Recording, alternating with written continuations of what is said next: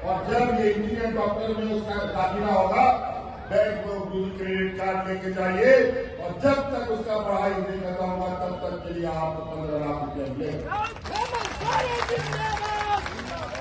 और जब तक पूरा नहीं होगा और आपको पैसा भी वापस नहीं करना है और कोई बंधक भी नहीं रखना है, खाली कार लेके जाओ और बच्चों का भविष्य उज्जवल बनाने का काम करो। तो कई ऐसे बातें हैं सर, यहाँ अगल बगल से, आसमान से, जमीन से अलग अलग राज्यों के नेता यहाँ आ रहे हैं, मुख्यमंत्री आ रहे हैं, प्रधानमंत्री आ रहे हैं, गृह मंत्री आ रहे हैं, सड़क मंत्री आ रहा है, पुल मंत्री आ रहा है, ना जाने कौन कौन मंत्री आ रहा है। और भी राज्य में चुनाव हो रहा है, वहां कोई नहीं जा रहा है, सब मंत्री झारखंड में। सारा मंत्री को लगता है सबसे लवारिस राज यही है, लेकिन चिंता मत करो, 5 साल भाजपा को हम लोगों ने बाहर निकाला और 5 साल में ये पेड़ सूख कर आधा हो चुका है। अगले 5 साल में ये सूख के खत्म हो जाएगा, गंगा हो जाएगा। आज इसीलिए तो भारतीय जनता पार्टी का नेता कहा है, अगर बगल पार्टी से नेता तोड़ो, नेता खरीदो करके आप झंडा लड़ाओ, ये लोग नेता है क्या? इसीलिए ध्यान रखिएगा, बड़ी ये चुनाव इस लोकतंत्र का सबसे बड़ा पर्व है और इनके कहने सुनने पर जाने का जरूरत नहीं।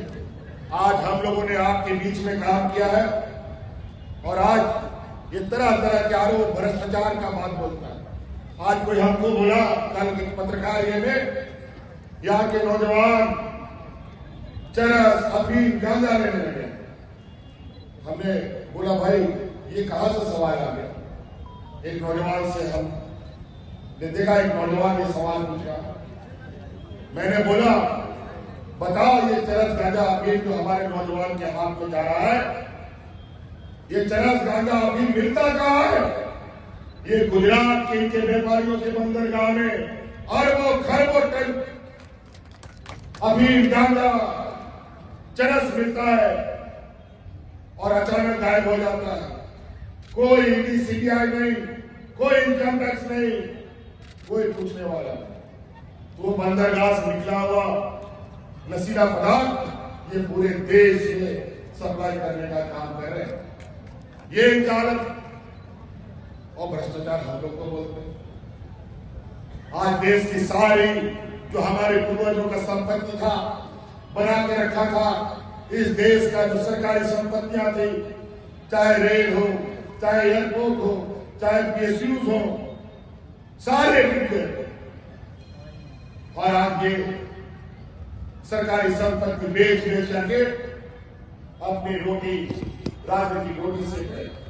इनको गरीबों को देने के लिए इनके पास पैसा नहीं है, बूढ़ा बुजुर्ग को देने के लिए पैसा नहीं है, हमारे नौजवानों को पढ़ाने के लिए पैसा इनके पास नहीं है, हमारे किसान आत्महत्या कर ले लेकिन उनको ऋण माफ करने का उनके पास पैसा नहीं है, लेकिन इनके व्यापारी मित्रों का अरबों खरबों रुपया माफ करने का इनके पास पैसा है। और आज इस राज्य में राज अलग होने के बाद पहली बार 2 लाख तक का किसानों का ऋण माफी हमारी ही सरकार ने किया है।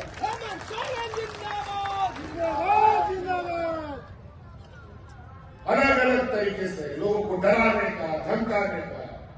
हिंदू मुस्लिम ये बात करते हैं, हिंदुओं को तो डरा के रखते हैं और डरा करके वोट लेने का काम करते हैं। जहां यहाँ के हिंदू, मुस्लिम, सिख, ईसाई एक साथ रहते हैं, वहां की राजनीतिक रोटी नहीं पकती है। जहां लोग आपस में लड़ते हैं वहीं की रोटी पकती है। यहाँ आसाम का मुख्यमंत्री 1 साल से झारखंड में घूम रहा है और 1 साल से झारखंड सरकार को गिराने का सुपारी दे रखा है। यहाँ रोटी बेटी का बात करता है, घुसपैठी का बात करता है। सबसे अधिक घुसपैठी आसाम में घुसे पड़े हैं और ये अलग अलग राज्यों में सप्लाई करता है और घुसपैठी के बाद हम लोग को बोलता है। ये केंद्र का विषय है, केंद्र को हिसाब देना चाहिए, क्योंकि सीमा का सुरक्षा का जिम्मा केंद्र सरकार के पास है, गृह मंत्री के पास। आज सहारा इंडिया के द्वारा गरीबों का लूटा गया पैसा वापस करने का बात होता है। और ये भारत है, ये मुद्दा तो बहुत अच्छा ही लोगों ने लिया है। चुनाव खत्म होने दीजिए, हाथ धो करके केंद्र सरकार के पीछे पड़ेंगे। 1,36,000 करोड़ रुपया के लिए तो बड़े ही बड़े हैं। इस राज्य के 1.5 करोड़ लोग जिन लोगों ने सहारा इंडिया में इन्वेस्ट किया है, उनको हक दिलाने की लड़ाई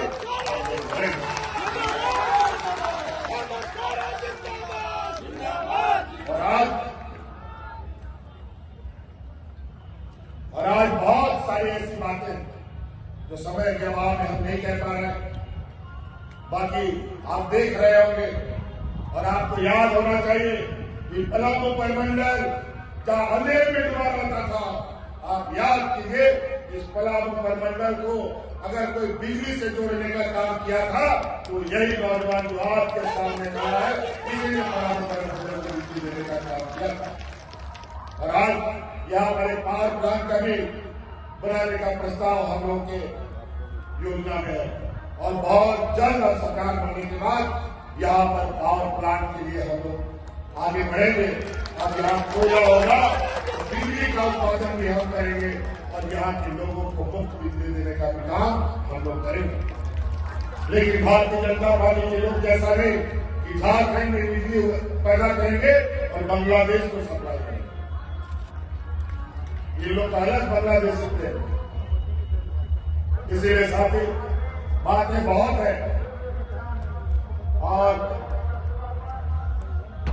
आपको ध्यान रखिएगा 13 तारीख को आपके यहां वोट होगा। क्या बात 1 नंबर ईवीएम मशीन में वोट हम लोग का केंद्र उत्साह। आज छोटे राजा के